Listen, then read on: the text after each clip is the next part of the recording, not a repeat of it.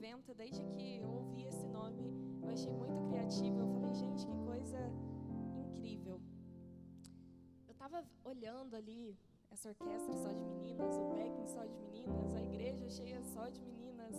E daí eu lembrei de uma das primeiras vezes que eu fui falar assim em público. E eu lembro como eu fiquei nervosa, porque eu era a única mulher que estava num púlpito no dia e não era assim, estava acompanhando, por exemplo, meu marido, né? As demais eram por esse motivo. E eu lembro que eu fiquei tão nervosa, e eu fiquei com tanto medo.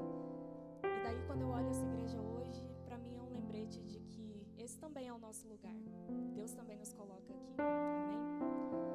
Mulheres na teologia. Esse foi o tema que a Mi pediu para eu compartilhar com vocês. Como ela já deu aí um spoiler, eu sou jornalista, né? E eu sou teóloga também, sou formada em teologia.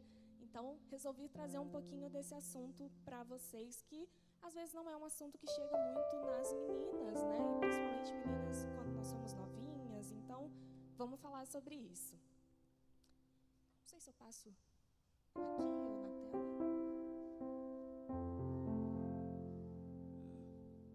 Deixa eu tentar ver se eu liguei aqui. Eu não estou conseguindo, se tiver um help aqui da mídia. Agora foi, obrigada, Aninha. Aninha sempre salvando o dia. Bom, meninas, então vamos lá, vamos começar, né? Primeiro, vamos entender o que é teologia. A gente está dentro da igreja e muitas vezes passa batido, porque todo mundo acha que, teologia, todo mundo sabe o que é. Não é bem assim. Na verdade, gente, definir a teologia é algo muito complexo. E se você pega livros, tem livros só para definir o que é teologia, livros grandes, com várias páginas. Então, mas relaxem que eu não vou fazer isso aqui hoje, óbvio, né? Até porque eu quero que vocês tenham interesse por teologia, não desanimem já antes de saber o que é, né?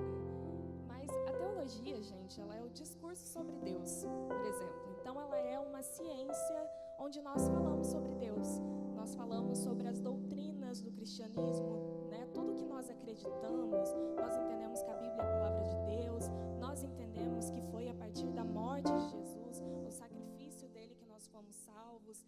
Todas essas ideias, são crenças, coisas, essas verdades, né?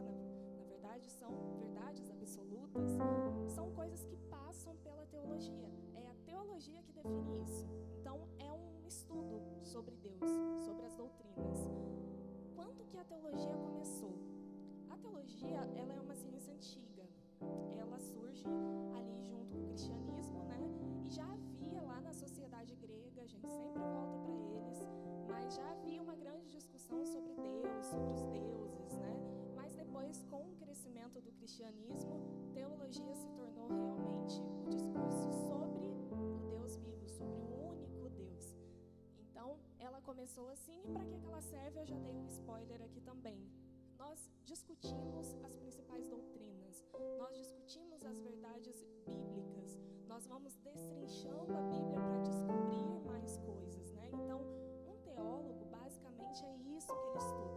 Ele vai estudar a história do cristianismo, ele vai estudar o desenvolvimento das doutrinas, ele vai estudar sobre missiologia, que é a missão, ele vai estudar áreas específicas dentro da teologia, é uma área bem ampla. E as mulheres? Bom, as mulheres, a grande verdade, isso é um fato, todo mundo que estuda teologia, que está no campo teológico, a gente vê que é um ambiente bem ainda masculino, né? Então, há poucas mulheres. Eu queria conversar aqui rapidinho com vocês algumas coisas que eu acho que levam a isso. A gente deu um spoiler sobre isso na nossa live, aquele dia com a Damaris e com a Aninha, né? Mas hoje eu vou poder falar um pouquinho mais com vocês. Os primeiros são alguns textos bíblicos, né, que eu coloquei ali polêmicos, mas na verdade a gente pode dizer que está muito ligado àquele segundo ponto de interpretações equivocadas. Durante muitos séculos, né, vamos lembrar, se a teologia começou ali há 2000 anos atrás, tivemos muitos séculos de discussão, né? E durante esse período, muitas interpretações equivocadas de textos bíblicos foram acontecendo. Então, Então, ao longo da história, nós tivemos até grandes homens de Deus, né? Homens estudiosos da teologia, mas que defendiam ideias baseadas em supostas interpretações bíblicas ruins, né? Ideias de que a mulher, por exemplo, ela teria uma facilidade maior para pecar, a mulher não teria capacidade de ter uma vida espiritual saudável, a mulher não teria capacidade de estudar e aprender sobre a Bíblia. Todas essas foram ideias ao longo do século sendo ensinadas com base supostamente bíblica. Então, tudo isso são coisas que foram afastando as mulheres disso, desse ambiente especificamente. Uma outra coisa que eu coloquei é, sem dúvida, o contexto social e econômico. A gente falou sobre isso na nossa live também. Acho que esse foi o spoiler que eu dei sobre esse assunto. Hoje é uma coisa muito comum nós estudarmos, nós irmos para a faculdade, nós nos especializarmos. Temos aqui doutorandas, psicólogas, pedagogas, e isso é muito comum. Porém, na verdade, há bem pouco tempo atrás, estudo, principalmente o estudo acadêmico, não era para todo mundo. Então, haviam muitas limitações sociais e econômicas. Pessoas mais pobres não tinham acesso a esse tipo de informação. Então, imaginem isso há 200, 300 anos atrás. Era bem pior. Então, é outro fator que fez com que, no geral, as mulheres também se afastassem do estudo da teologia. Elas não tinham o acesso. Basicamente, é disso que a gente está falando, né? E, por último, proibições eclesiásticas. Bom, por muito tempo, em outras tradições, nós vemos, em outras tradições, o que acontece, quando eu falo outras tradições, outras igrejas, tá, gente? Igrejas mais tradicionais. Como é um pastor, para alguém virar um obreiro? Ele precisa estudar teologia, passar por uma prova, por assim dizer, e assim eles vão dizer, você pode ser, então, um pastor. A nossa igreja, ela é diferente nesse ponto. Mas por essas tradições mais antigas serem assim, então também se criou a ideia de que se você não quer ser um pastor, se você não vai ser um obreiro, não faz sentido estudar teologia. Para o alto clero. Então, todas essas ideias, interpretações equivocadas, um contexto limitado, essas ideias de que a teologia não é para todo mundo, tudo isso foi limitando, não só entre as mulheres, mas também entre os pentecostais, tá? Atualmente, a gente está vivendo uma onda de muito crescimento de teologia pentecostal. Glória a Deus por isso. Mas ainda estamos chegando aos poucos, né? E as mulheres também. Então, não é uma coisa, um problema só feminino, mas de tradições mesmo, né? E é interessante que quando a gente vai olhar o panorama, quem são os evangélicos aqui no Brasil? Eu peguei até uma fonte de uma pesquisa do Datafolha, aquele censo que eles fazem, né? E a gente vê que o cristianismo, ele é uma religião em expansão e é uma religião feminina. No catolicismo, 51% são mulheres, então mais da metade. Mas quando a gente olha para os evangélicos, que somos nós, 58% são mulheres. Isso é quase 60%, a gente ganha. Então, por isso que aqui, né, estamos no templo maior, os meninos no templo menor. Tem mais mulher do que homem dentro das igrejas. É isso. Então, então a gente pensa, se tem mais homem do que mulher, não deveríamos estar também com o campo teológico cheio de mulheres? Não é um erro, né? Se a gente tem mais mulheres nos bancos, por que temos menos mulheres falando sobre teologia, falando sobre as doutrinas, né? Então, são todas questões para a gente pensar. Aí, agora eu chego na parte que eu gosto, que é falar da nossa prática pentecostal. Eu falei aqui sobre outras tradições, né? Que nessas outras tradições tem ideias diferentes sobre ser um obreiro, sobre fazer parte do clero, né? Que é, enfim, como nós podemos chamar os que são ordenados. E daí chega um movimento no final do século XIX, início do XX, chamado movimento pentecostal. Tem pentecostal aqui hoje ou não? Aleluia! Chega esse movimento, e esse movimento ele vai romper muitas barreiras. Aquelas barreiras sociais, econômicas que a gente falou, ele já vai começar rompendo. Porque passa por cima daquela estrutura que tinha, não, você tem que ser formado em teologia. Para isso, você vai ter que ser de uma família que tem dinheiro, vai ter que ser de uma família boa. Não, o pentecostalismo, ele passou por cima disso, porque agora não é isso que define o chamado de alguém. Agora é Deus quem capacita e chama diretamente uma pessoa para viver o chamado dele. Isso é o que o pentecostalismo fez na história do cristianismo moderno. Então, quando a gente olha para a prática pentecostal, isso aqui que a gente vê hoje, os quase 60% de mulheres, ele aparece. Nós temos muitas referências femininas quando a gente olha para a história pentecostal. Eu coloquei aqui algumas fotos, talvez muitas de vocês nem conheçam. Daria para fazer uma palestra só sobre essas mulheres aqui. Fica aí a ideia para mim, num próximo, né, quem sabe.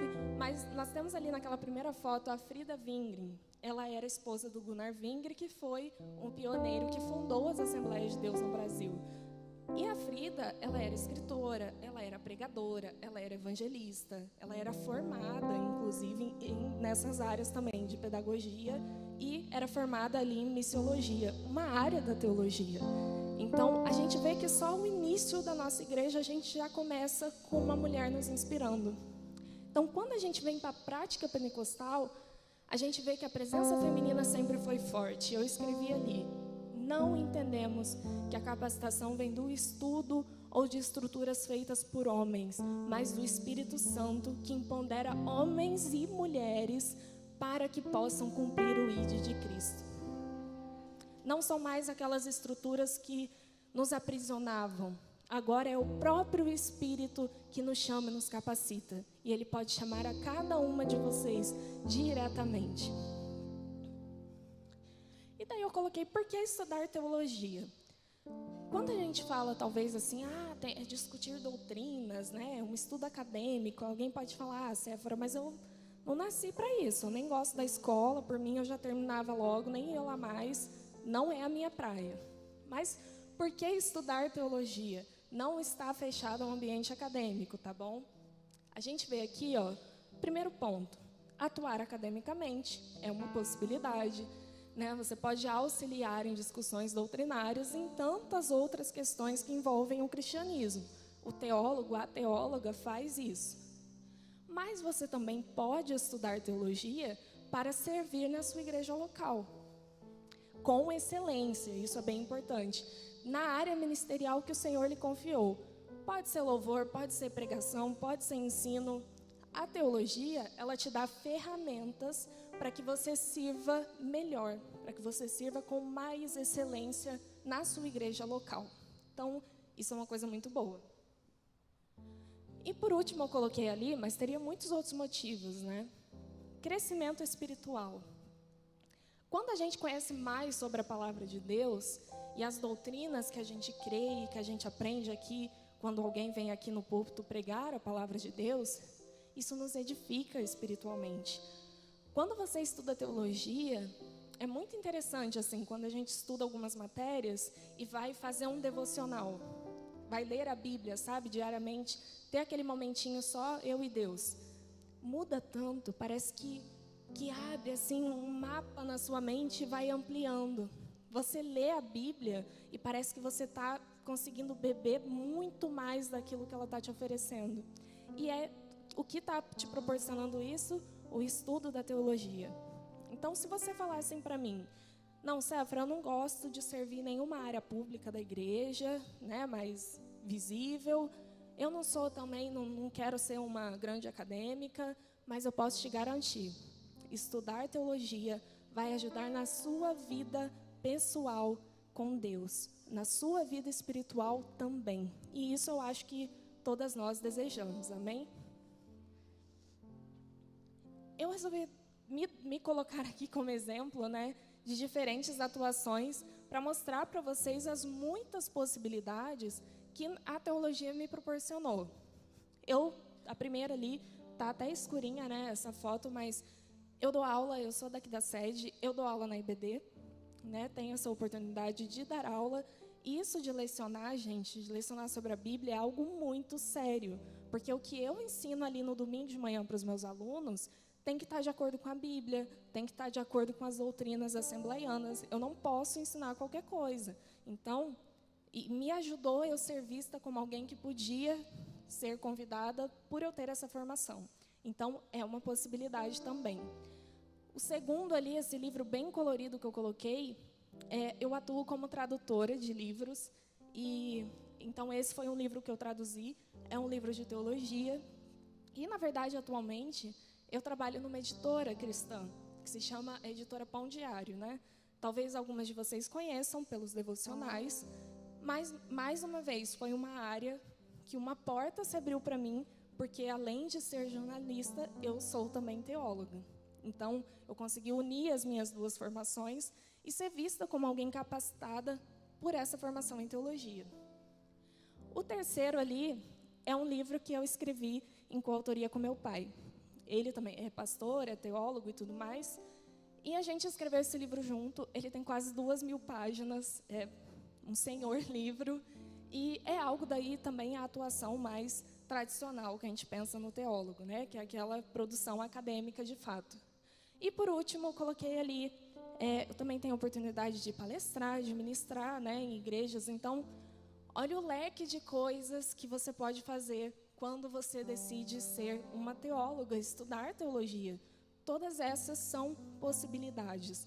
E você, é claro, você pode fazer tudo isso sem teologia também. Mas quando você faz com a teologia, pode ter certeza que isso vai te dar um aporte teórico maior, ferramentas, né, e vai te capacitar de verdade para isso. Por fim, eu coloquei isso aqui porque eu acho que é um convite muito importante. Deus deseja que você o sirva com excelência. E quem sabe não foi para um tempo como este que você chegou. A gente vê ali lá na história da rainha Esther, que essa é uma frase que Mardoqueu vai falar para ela, né? Quem sabe não foi para um tempo como este que Deus te colocou como rainha. Um tempo em que Ele queria salvar o povo de Israel. E realmente foi. E daí eu penso, nós falamos aqui muito por cima, mas falamos sobre todas as limitações que já tivemos ao longo da história, limitações sociais, limitações financeiras, limitações dentro das igrejas, onde as mulheres, é claro, existiram mulheres que ajudaram, né? A gente vê lá na Idade Média, com certeza, mas eram exceções à regra. E hoje, olha o tempo que nós estamos vivendo. Nós podemos fazer um evento como este, colocar mais de 500 mulheres dentro de uma igreja, numa tarde, fazer um evento só nosso, para bater um papo só nosso. Será que você não nasceu nesse momento porque Deus quer que você seja usada com excelência? Porque Deus quer que você sirva o reino dele com excelência? E quem aceita esse convite? Quem aqui tem certeza de que foi criada para um propósito, de que é chamada para louvar ao Rei dos Reis com excelência? Amém.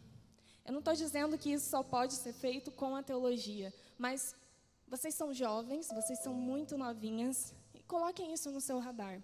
Eu já, desde pequena, desde nova, eu tinha muito interesse pelo estudo bíblico, pela leitura da palavra, e quando eu cheguei numa determinada idade, que eu já podia ir para a faculdade, eu escolhi esse caminho. Deus tem me abençoado muito, e eu me vejo sendo um instrumento para auxiliar outras mulheres também. E eu tenho certeza, isso não é porque sou eu, a Séfora, não. É porque Ele quer mais pessoas assim, Ele quer pessoas que queiram se dedicar.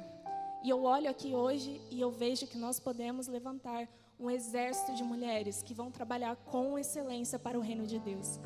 Por isso eu falo, quem sabe não foi para um tempo como este que nós vivemos agora, que nós estamos aqui. Com as mais oportunidades para mulheres, surgem os desafios também. A feminilidade, tudo também tem sido, lá fora tem sido ensinado de uma forma distorcida. Mas nós estamos aqui aprendendo a verdade. E nós não devemos guardar ela entre essas 4 paredes. Nós temos que proclamar ela para todo mundo. Então esse é o convite que eu deixo a vocês. Deus está nos convidando para adorá-lo, para servi-lo com excelência. Aceitem esse convite, não fujam dele. E quanto antes vocês aceitarem e começarem a viver uma vida com propósito, mais fácil vai ser. Eu garanto para vocês. Amém?